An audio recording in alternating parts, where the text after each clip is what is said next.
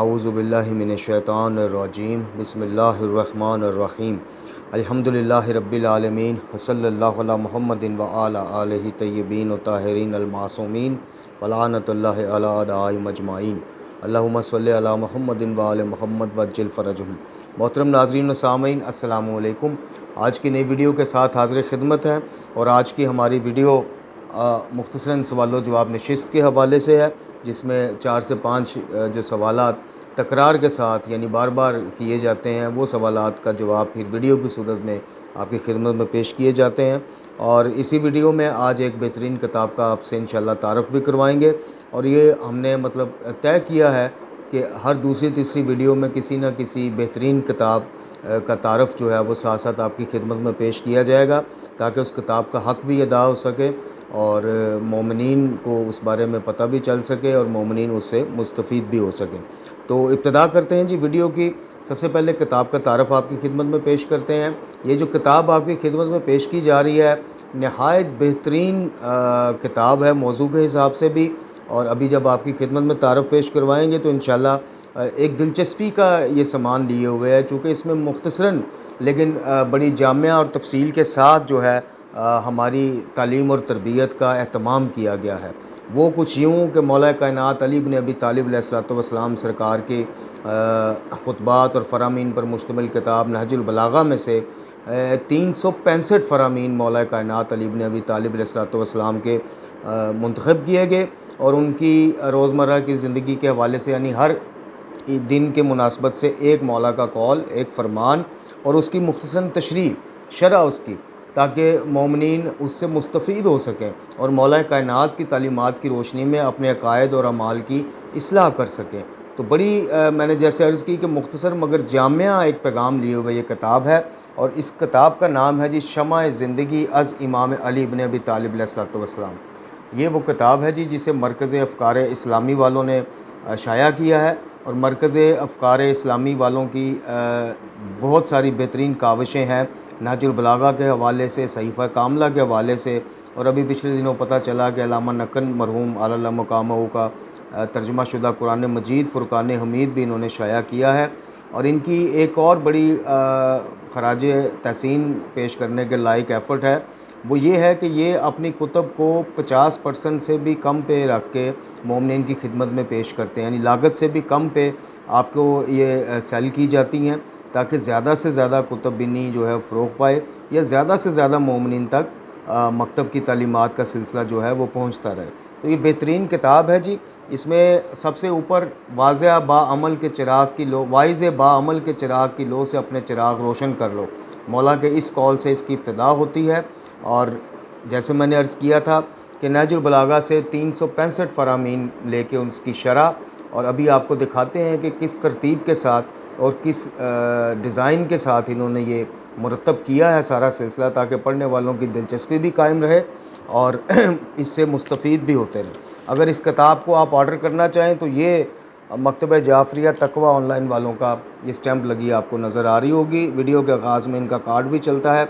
یہ نمبر آپ محفوظ کر کے اس بہترین کتاب کو لازمی منگوائیں اور اس سے اپنے عقائد اور اعمال کی اصلاح میں مدد لیں۔ اب یہ آپ کو دکھاتے ہیں، یہ دیکھیں اس کی فہرست ہے جس میں موضوعات کی ترتیب دی گئی ہے، یعنی جس موضوع سے ریلیٹڈ مولا کا فرمان ہے اس کو ہائیڈنگ دی گئی ہے، اور اس کے نیچے پھر شرح اس کی لکھی گئی ہے۔ جیسے نمبر 1 پہ خود شناسی ہے، نمبر 2 پہ آسان سفر کا موضوع ہے، تیسرے نمبر پہ خاندان کی اہمیت ہے، چوتھے نمبر پہ نیک نامی ہے، 5ویں نمبر پر نرم مزاجی ہے، 6 نمبر پر نجات کا راستہ، 7ویں میں 2 خوف، 8ویں میں عبرت، 9ویں نمبر پہ ٹال مٹول سے کام لینا، 10ویں نمبر پر ندامت، اور 11ویں نمبر پہ کفایت شعاری، خواہش پرستی، دنیا کی حقیقت۔ اس طرح سے کر کے یہ اس کی فہرست کو آپ دیکھ سکتے ہیں کہ موضوعات کو ترتیب دیا گیا ہے، اور پھر اسی طرح موضوع کے حساب سے مولا کا فرمان اور اس کے ذیل میں مختصراً شرح، جو کہ یقیناً آپ کے علم و عمل میں اضافے کا باعث بنے گی۔ جیسے یہ آپ دیکھیں، یہ مولا کا قول نیک نامی کے حوالے سے اوپر قول ہے، اور نیچے جناب اس کی مختصراً شرح،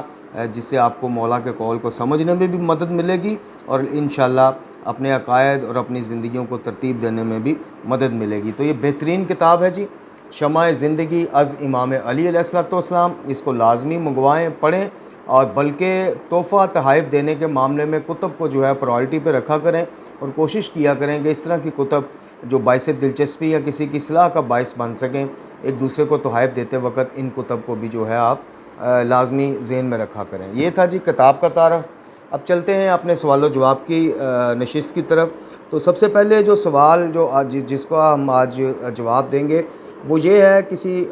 مومنہ شاید ہماری بہن ہے جنہوں نے ہم سے یہ پوچھا کہ آپ کی پے در پہ ویڈیوز آ رہی ہیں جس میں آپ نفی کر رہے ہیں کہ یا علی مدد کے عنوان سے یا مولا کائنات سے ڈائریکٹ حاجات مانگنا یا دعا مانگنا یا رزق مانگنا یا ولایت تکوینی یا تفویض کے تحت ان کو ان اختیارات کا حامل سمجھنا، اس کی نفی میں ہماری چونکہ کافی ویڈیوز آ رہی ہیں الحمدللہ، توحید کے اوپر ہمارا سٹینڈ جو ہے وہ دن بدن مضبوط ہو رہا ہے، اور ہم کوشش کر رہے ہیں کہ مومنین کی خدمت میں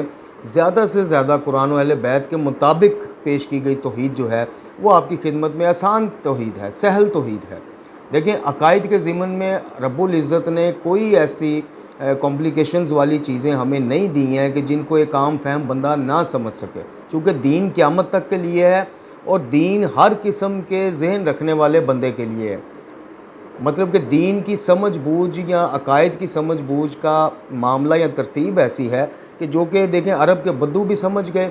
جی، یا عجم کے دیہاتی کوئی ہو یا عرب کا بدو ہو، مطلب عام فہم اور سادہ ذہن رکھنے والا بندہ بھی عقائد کو سمجھ سکتا ہے۔ ایسی ترتیب رکھی ہے اللہ رب العزت نے عقائد کے حوالے سے۔ تو ہماری کوشش ہوتی ہے کہ ان سہل اور آسان عقائد کو، کہ جن کو فلسفے کا تڑکا لگا کے یا اپنے علم کی جناب زوم میں اپنا علم منوانے کے لیے مختلف تڑکے لگا کے مومنین تک اس طرح سے کمپلیکیٹ کر کے پیش کیا جاتا ہے کہ ایک حد بندی کر دی جاتی ہے کہ مومنین کہیں کہ جناب اس سے آگے عالموں کا کام ہے، ذاکروں کا کام ہے، ریسرچروں کا کام ہے، ہمارا کام بس جو سن لیا ہے وہ کافی ہے۔ اب اسی چیز نے تحقیق کے دروازے مومنین پر بند کیے، اسی چیز کا خمیازہ آج قوم بھگت رہی ہے۔ چونکہ قرآن مجید کی طرف جائیں یا اس کی کسی آیت کا حوالہ دیں تو کہا جاتا ہے جی اس کے تو 40 مطلب ہیں، 70 مطلب ہیں، آپ نے صرف پڑھا ہے، نحو پڑھا ہے، صرف و نحو کی کلاسیں لی ہیں، فلاں پڑھا ہے، مدرسے میں گئے ہیں، تو پھر آپ کیسے؟ اب ایاک نعبد و ایاک نستعین یا اس طرح کی جتنی بھی آسان اللہ رب العزت نے آیات کی صورت، جیسے اللہ رب العزت نے خود قرآن میں کہا ہے کہ ہم نے اس کو آسان بنایا ہے جی، تو اب اتنی آسان اور واضح پیغام لیے اور آیتوں کے لیے بھی پہلے میں صرف نحو جا کے پڑھوں، صرف و نحو کی کلاسیں لوں، جناب مدرسوں میں داخلہ لوں، مطلب دین کا یہ ایک ایسا مشکل چہرہ بنا کے پیش کیا جاتا ہے کہ لوگ پھر مجالس کی یا محافل کی حد تک جتنا دین ملتا ہے وہاں تک مخصوص رہتے ہیں۔ تو پہلا سوال اس ضمن میں یہ ہے کہ جی آخر مولا علی سے مدد مانگنے میں یا مولا علی سے رزق اولاد یا اس طرح کی چیزیں مانگنے میں حرج کیا ہے؟ جب مولا علی اللہ کے ہیں، اللہ مولا علی کا ہے، تو پھر ہمیں بھی پتہ ہے دینے والا تو اللہ ہی ہے، تو پھر مانگنے میں حرج کیا ہے؟ تو سب سے پہلے تو میں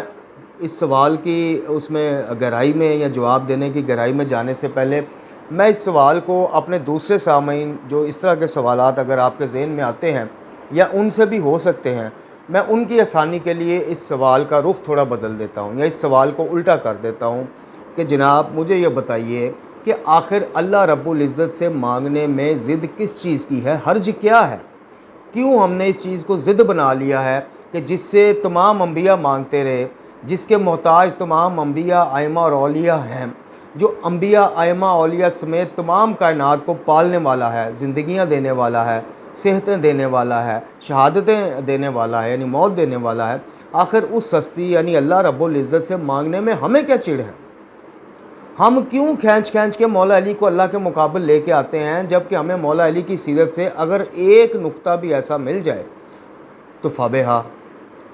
جب مولا کائنات کی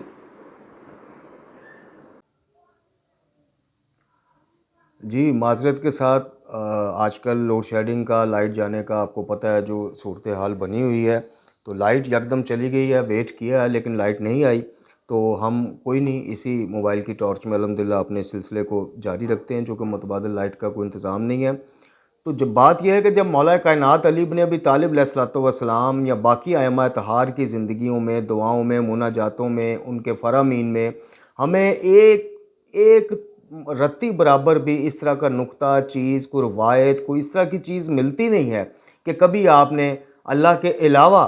اپنے سے پہلے گزر جانے والے معصومین علیہ السلام سے رزق مانگا ہو، اولادیں مانگی ہو، یا ان سے براہ راست نام لے کے اس طرح سے بغیر عنوان وسیلہ اور شفاعت کے مدد طلب کی ہو، تو پھر یہ چیز ہم اپنے پاس سے کیوں گھسیٹ کے لائیں؟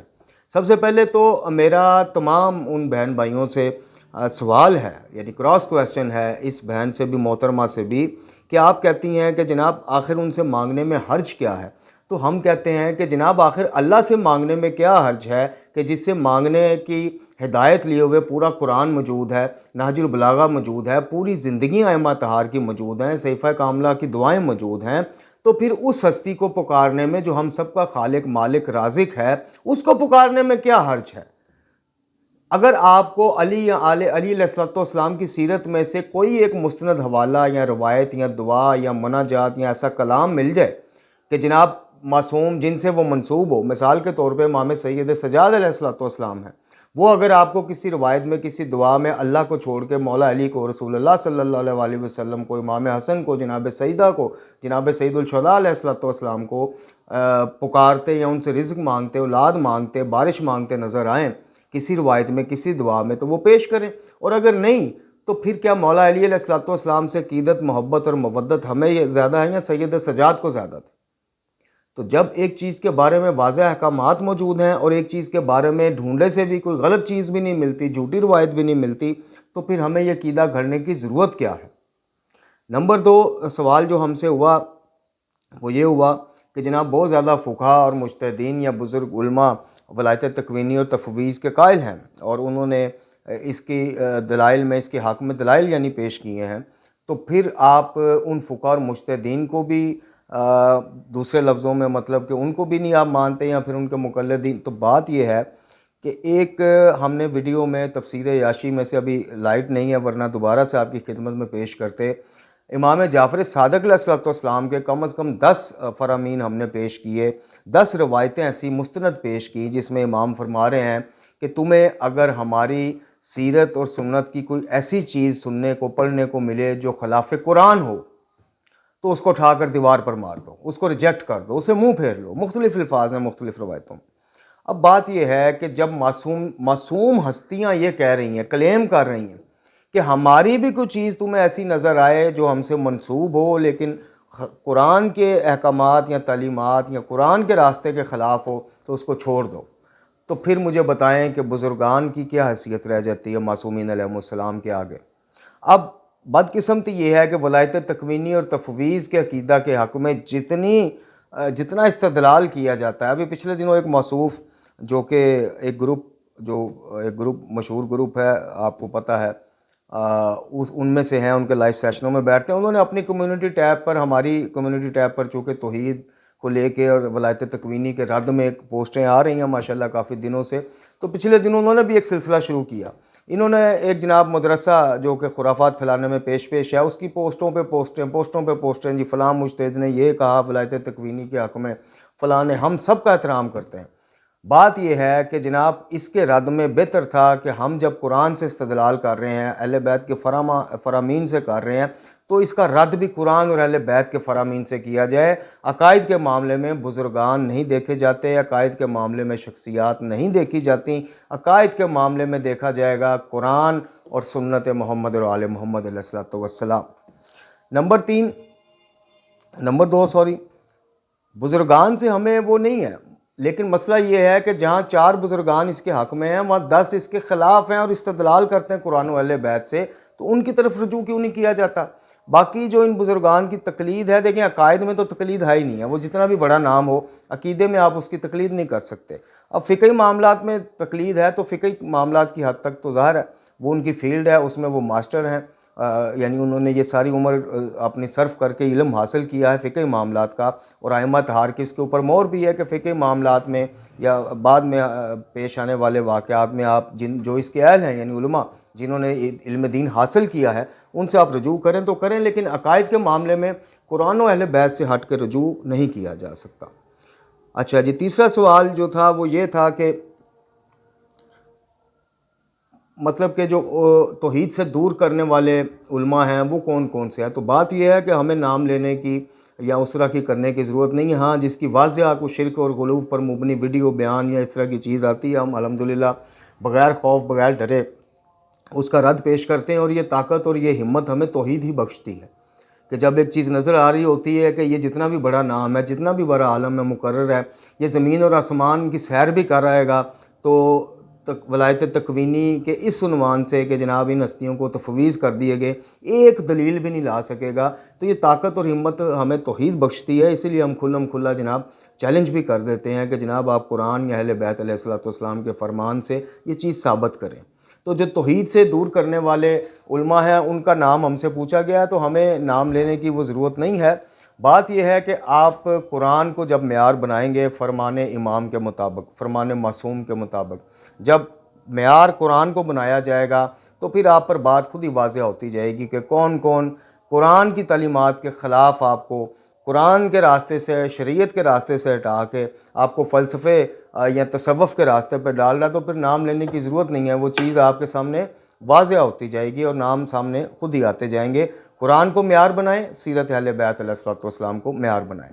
اچھا جی، چوتھا جو سوال ہے وہ یہ ہے کہ جناب انجینئر محمد علی مرزا صاحب سرکار جو ہیں ان کا عقیدہ امامت سے اختلاف رکھنا کیا جرم ہے، جو آپ ان کی ایک چیز کی وجہ سے ان کی باقی چیزوں کا رد کرتے ہیں؟ جی، مسئلہ یہ ہے کہ میری ویڈیوز موجود ہیں، میں نے بارہا ہی عرض کی کہ اختلاف جو ہے وہ بلکہ میں نے کیا کہا کہ یہ تو بزرگان کے اقوال ہیں کہ اختلافات جو ہیں وہ ریسرچ کے تحقیق کے نئے دروازے کھولتا ہے، علم میں اضافے کا باعث ہوتا ہے۔ مسئلہ یہ ہے کہ مرزا انجینئر صاحب کے تضادات ہیں، اپنے قول و فعل میں اس کا تضاد ہے۔ ایک طرف وہ امامت کی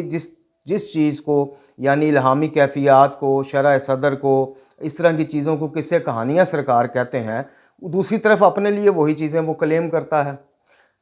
پھر دوسرے اینگل سے آپ آ جائیں کہ امام کا جب ہم کہہ رہے ہیں کہ جناب امامت بعد از نبوت کی محافظت، اسلام کی محافظت کا کام کرتی ہے، امامت کا جو کانسیپٹ عقیدہ یا نظریہ ہے وہ اسی لیے ہے کہ تا قیامت امت کو ایک ہادی اور رہبر ہر دور میں میسر ہو، جو احکام شریعت، احکام قرآن کھول کے بتائے، ان کی تشریح اور توضیح کا کام کرے اور کڑے وقت میں اپنی جانیں دے کے ان کی حفاظت کا کام کرے۔ اس چیز کو وہ ماننے کو تیار نہیں، اور دوسری طرف وہ خود مجدد اور نام نہاد امام بن کر انہی ساری چیزوں کا کلیم کرتا ہے کہ جی مجھ سے اللہ نے دین کی حفاظت کا کام لیا۔ مختلف کلپس میں موجود ہیں، آپ سن سکتے ہیں، مجھے اللہ تعالیٰ نے بھیجا اسی لیے کہ میں کھول کے چیزیں بتاؤں۔ تو یہ جو تضاد ہے، اختلاف رکھنے سے ان سے ہمارا کوئی نہیں، اختلاف رکھنا ہر ہمارے مسلمان بھائی کا حق ہے۔ ہمارا حق ہے کہ ہم برادران کی کوئی چیز سمجھ نہ آئے اس سے اختلاف کریں، برادران کا حق ہے کہ مکتب تشیع کی کئی چیزیں ان کی سمجھ میں نہیں آتی، اختلاف کرنا ان کا حق ہے۔ اختلاف سے ہمارا اختلاف نہیں ہے، اختلاف کرنے سے ہمارا اختلاف یا ہم انجینئر صاحب کے اس میں نہیں ہے۔ دوسری بات یہ ہے کہ دیکھیں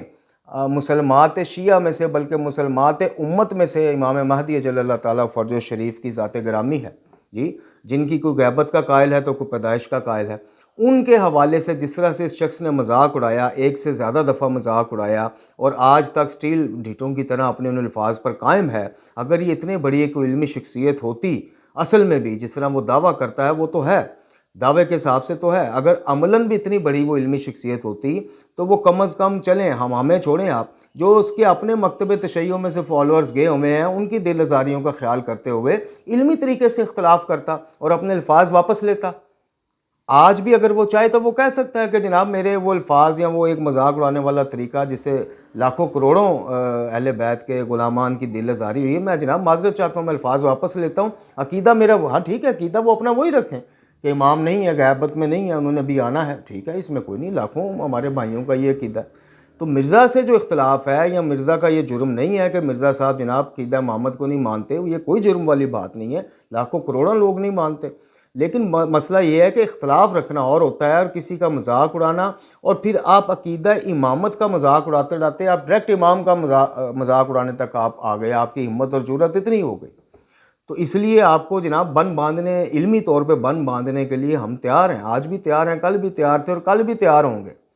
کہ آپ کو جو خوش فہمی جس زوم میں آپ اپنے بارے میں ہیں اور اسی چیز کا دوسروں کے لیے آپ رد پیش کرتے ہیں، قصے کہانیاں کہتے ہیں، یعنی ہم اگر کہتے ہیں کہ ائمہ طہار علیہ الصلوۃ والسلام کو اللہ رب العزت چیزیں الہام کر دیتا ہے تو آپ اس کی نفی کریں گے، آپ اس کو عقیدہ نبوت کے خدا نخواستہ مقابل چیز کو اٹھا کر یہی چیز آپ 10 دفعہ اپنے بیانات میں سوال و جواب سیشن میں کہہ چکے ہیں کہ جی کئی چیزیں اللہ میرے لیے شرح صدر سینہ کھول دیتا ہے، سینے میں ڈال دیتا ہے، ذہن میں ڈال دیتا ہے۔ تو یہ تضادات جو ہیں کہ امت کے بہترین اور ایسے ائمہ کہ جن کے آگے شاگردان نے پورا پورا مکتب کھڑا کیا ہوا ہے، ان کے بارے میں اس طرح کی الفاظیاں استعمال کرنا، ان کے بارے میں یہ کہنا جی واٹس ایپ نمبر دیں، فلانا دیں، پھر جب مقابلے میں آپ سے چند غیبتوں کے واٹس ایپ نمبر مانگے جاتے ہیں تو آپ اس طرف آتے ہی نہیں ہیں، آپ اس سوال کو انٹرٹین نہیں کرتے۔ یہیں سے آپ کی علمی طور پہ جو ہے نا چوری پکڑی جاتی ہے کہ اگر آپ کے پاس ٹھوس کوئی چیز ہے، کوئی بات ہے، تو آپ اس کو علمی طریقے سے پیش کریں، نہ کہ دوسرے مکتب کے بزرگان یا مقدسات کا مذاق یا ٹھٹھا اڑا کے آپ باتیں کرتے پھریں۔ اختلاف رکھنا ہر بندے کا حق ہے، آپ اختلاف رکھیں، مذاق اڑانے کا کسی کو حق نہیں۔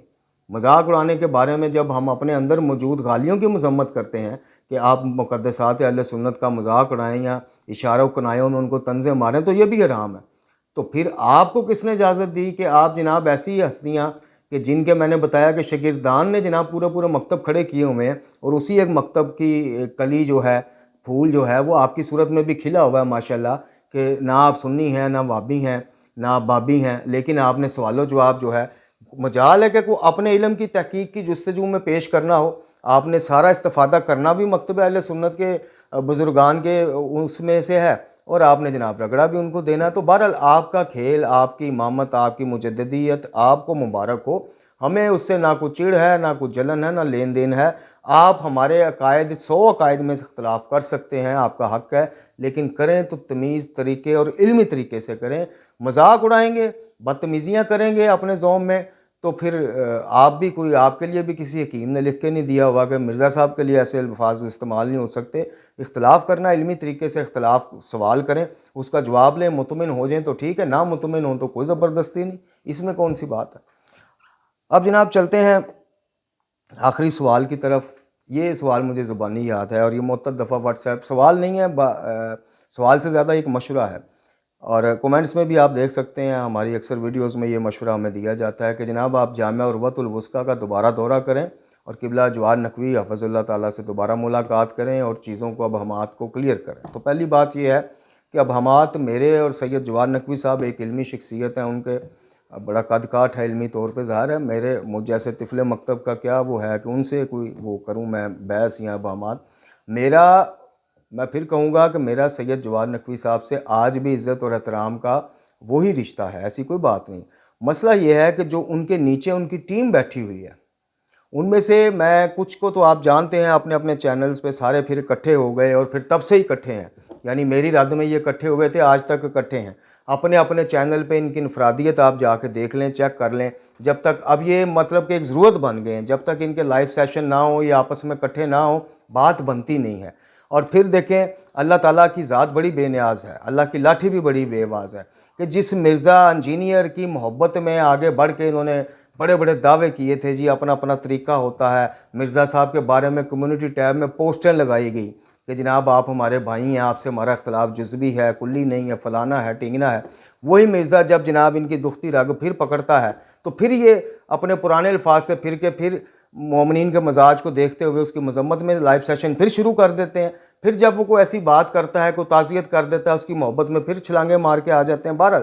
یہ ہمارا آج موضوع بحث نہیں ہے۔ باقی یہ جو ولایت تکوینی کو لے کے جناب یہ ہلکی ہلکی وائی فائرنگیں کرتے پھر ان میں سے ایک صاحب جن کی میرے دل میں بڑی عزت تھی بھی اور ہے بھی، اور میں اس پورے گروپ میں ان کو بڑا صاحب علم اور عقل دانش سمجھتا تھا، لیکن مجھے سمجھ نہیں آئی۔ بہرحال خیر وہ اب موضوع کہیں اور چلا جائے گا۔ کہنے کا مقصد یہ ہے کہ سید جواد نقوی صاحب سے انشاءاللہ اگر دوبارہ کبھی ملاقات ہوئی تو جناب یہ بالکل کریں گے، لیکن اب ان کے نیچے جو ٹیم ہے جس نے وہ ملاقات کا اہتمام کیا تھا، وہ کبھی بھی زندگی میں مجھے جواد نقوی صاحب کے ملنے کی دعوت نہیں دیں گی یا جامعہ کا دورہ نہیں کروائیں گی۔ بس یہ بات یہاں تک کہ آپ سمجھ جائیں تو بہتر ہے، چونکہ اگر میں کبھی زندگی میں ان سے دوبارہ ملا تو میں سید سے، استاد محترم سے، جناب سے کوئی اور بات کروں نہ کروں، ان کو یہ ضرور بتاؤں گا کہ آپ کے نیچے آپ کے چلنے والے سوشل میڈیا پر خاص کر ٹیم جو ہے یا یہ ملاقاتیں آرگنائز کرانے والے، ان کا جو کردار رہا اور جس طرح سے انہوں نے ہمیں جناب چلتے چلتے پٹری سے اتار دیا اور ایک وہ کیا کہنا چاہیے کہ جناب مجرم بنا کے پیش کر دیا کہ خدا نخواستہ ہم جواد نقوی صاحب سے جب ہم نہیں ملے تھے، جب ان کے حق میں ویڈیوز لگاتار ہم بنا رہے تھے، ہم تب بھی کہتے تھے کہ کلی طور پہ ان سے ہم متفق نہیں ہیں، کئی چیزوں پہ ان سے علمی اختلافات ہیں۔ امیر مختار کے مسئلے پہ میری ویڈیو موجود ہے کہ ان کے معاملے میں جو ان کا موقف ہے ان سے اختلافی موقف میں نے اس ویڈیو میں پیش کیا، لیکن ساتھ یہ بھی کہا کہ یہ اکیلے جواد نقوی صاحب کا موقف نہیں ہے، اور بھی بزرگان کا ہے، تو اس معاملے کو لے کے آپ ان کو شیعت سے خارج قرار نہیں دے سکتے۔ جواد نقوی صاحب سے میر مختار کے معاملے میں اختلاف ہے، یعنی ان کی جگہ دوسرے جو ہیں علماء ان کی ہم وہ کرتے ہیں۔ اسی طرح جمہوریت اور امامت کے مسئلے پہ کئی چیزیں ہماری ابھی سمجھ میں نہیں آئیں جو ان کا موقع، اسی طرح کئی اختلاف ہیں، لیکن اس کا یہ مقصد نہیں ہے، میں پھر عرض کر دوں کہ جناب اس کی آڑ میں ہم پوری شخصیت پہ چڑھائی کر دیں، اس بات پہ آج بھی ہم قائم ہیں۔ تو یہ مختصراً تھا جی سوال و جواب کا۔ اب لائٹ کی وجہ سے کوئی ایک آدھ اگر رہ گیا تو انشاءاللہ اس کو ہم اگلے اس میں پورا کر دیں گے، چونکہ ایک تو اندھیرا ہے، دوسرا گرمی ہے۔